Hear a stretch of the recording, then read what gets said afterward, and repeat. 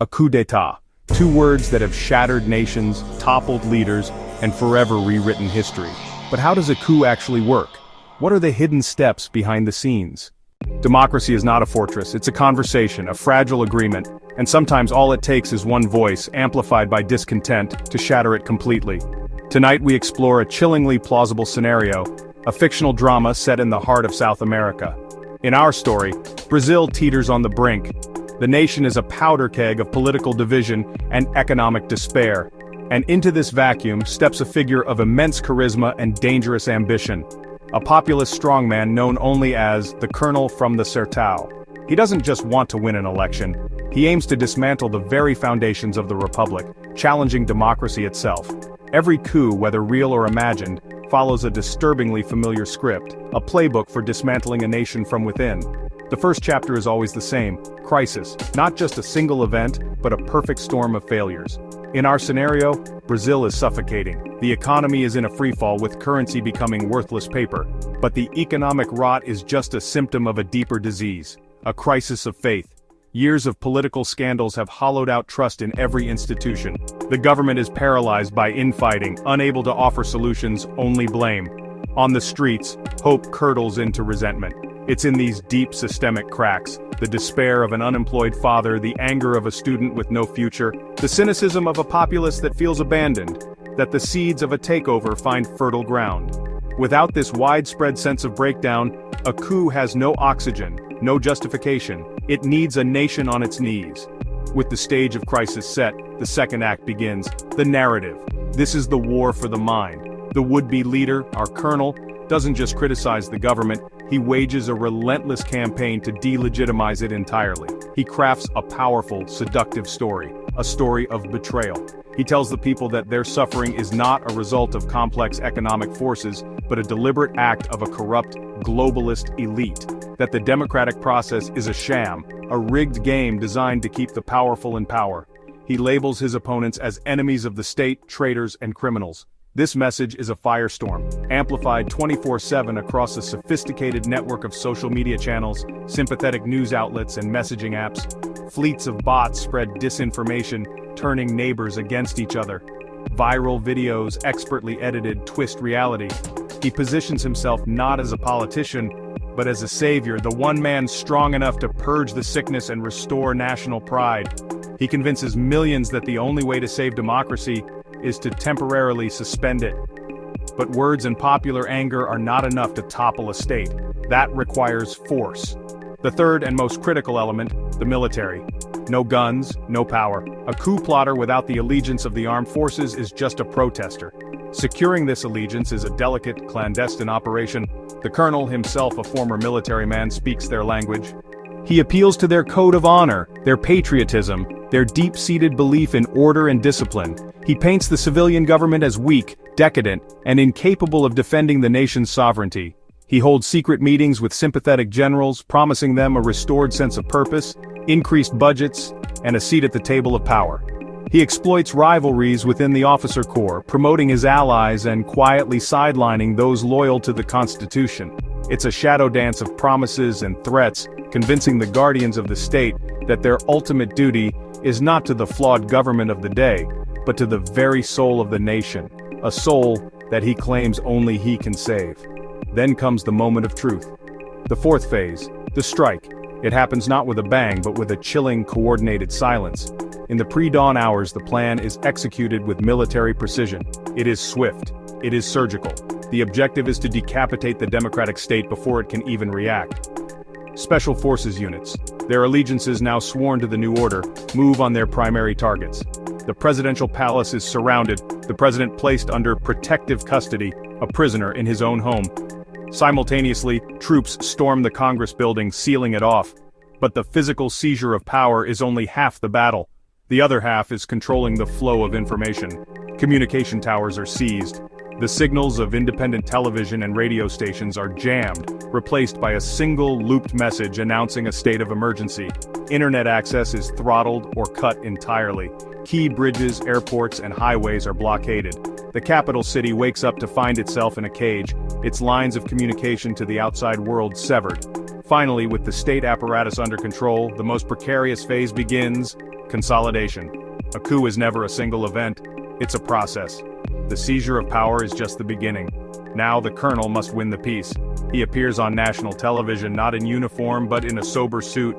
He speaks not of a coup but of a transitional act of national salvation. He promises to root out corruption, restore economic stability and hold new, clean elections in the near future. It's a performance designed for both domestic and international consumption. Behind the scenes, a different reality unfolds. Dissidents, journalists and opposition politicians are rounded up. The judiciary is purged. But the ultimate success of the coup will be decided in the capitals of the world. Phones ring in Washington, Beijing, and Brussels. Will the world condemn the takeover and impose sanctions? Or will they, guided by pragmatism and self-interest, accept the new reality? The first 48 hours are critical. The weeks that follow will determine whether the coup becomes a permanent fixture or a failed footnote in history. The world is watching, and its decision will seal the fate of a nation. In our fictional Brazil, the stage for collapse is not merely set, it is fully built, and the final act has begun. The economy is in a death spiral. Hyperinflation has rendered the currency worthless, turning life savings into pocket change overnight. The middle class, once the bedrock of the nation's stability, is being systematically erased. Supermarket shelves are bare. The nation's vast natural wealth is being siphoned off in backroom deals, epitomized by the sprawling Petrosol scandal, a web of corruption that reaches the highest echelons of government. The streets of Rio and Sao Paulo have become a pressure cooker of rage. Protests are no longer organized movements with clear demands. They are spontaneous, fractured, and violent expressions of a society tearing itself apart at the seams. Then, out of the dust and despair of the Sertão, he appears. Colonel Arthur da Costa. He is not a polished politician from the coastal elite. He is a man forged in the harsh, unforgiving backlands. His charisma is raw, his anger authentic, his words resonating with a primal frequency. His speeches are not policy proposals, they are prophecies of national damnation and redemption. He thunders to mesmerized crowds. The country has been kidnapped by the corrupt politicians in Brasilia, by the international bankers who feast on our debt, by the decadent cultural elites who mock your faith and your family. They call this chaos democracy. They call this theft governance. I call it treason. The soul of Brazil has been sold, but we, the true sons and daughters of this land, are here to buy it back, with courage and, if necessary, with blood. The message spreads like a wildfire. In the hushed, wood-paneled boardrooms of Avenida Paulista, the business elites see not a threat, but an opportunity. To them, the colonel is a useful, if crude, instrument to crush labor unrest and restore a stable business climate. They see his authoritarian streak as a guarantee for their investments. Meanwhile, in military barracks across the country, a different, more dangerous conversation is taking place. A generation of officers, raised on the doctrine of the military as the ultimate guardian of national honor, sees a civilian government in terminal decay. They begin to whisper about a doctrine of national salvation, believing only they possess the discipline to excise the cancer. The whispers in the boardrooms and the barracks begin to align. The media splits, fracturing the nation into two irreconcilable realities. Fictional news networks like Rede Patria hail the colonel as the nation's last hope, while Canal Cidadão runs dire warnings of a new dictatorship. Social media becomes the primary battleground, a toxic ecosystem of troll farms and WhatsApp groups where disinformation is weaponized and shared by millions. The national debate devolves into a bitter civil war fought at the dinner table. Your neighbor who lost his business sees a savior. Your university-aged daughter sees a fascist. The family, like the nation, is broken, and the question, once unthinkable, now hangs in the air, thick with fear and desperate hope. Is a coup, a swift and brutal intervention, truly worse than the slow, agonizing death of the status quo? The answer comes before sunrise.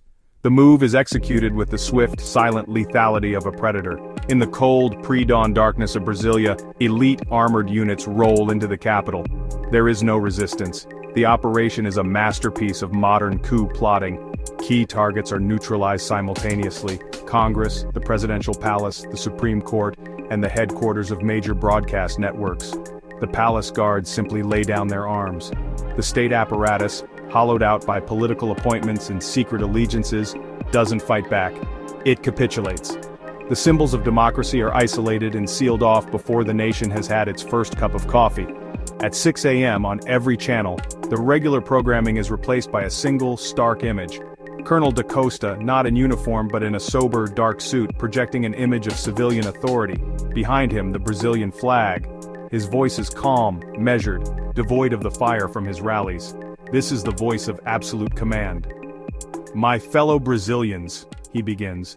The institutions of our republic have failed. Therefore, acting on the moral imperative to save the nation from collapse, and with the full support of the armed forces, I assume by the will of the people, leadership of Brazil, the Constitution is temporarily suspended. A curfew is in effect. These are not the actions of a dictator but of a doctor stopping a patient from bleeding to death. Our work is to heal, order will be restored. The morning after a coup is never clean. It is a fractured dawn, where the air crackles with a tension that feels like a prelude to civil war. For every citizen celebrating in the streets, hailing General Alves as a savior, there is another building a barricade, their face a mask of defiance. The national anthem becomes a battle hymn, sung with equal fervor by both sides, each claiming to be the true patriot. Families are torn apart, and neighbors who once shared coffee now share only suspicion. This is the first brutal cost. The nation turns on itself.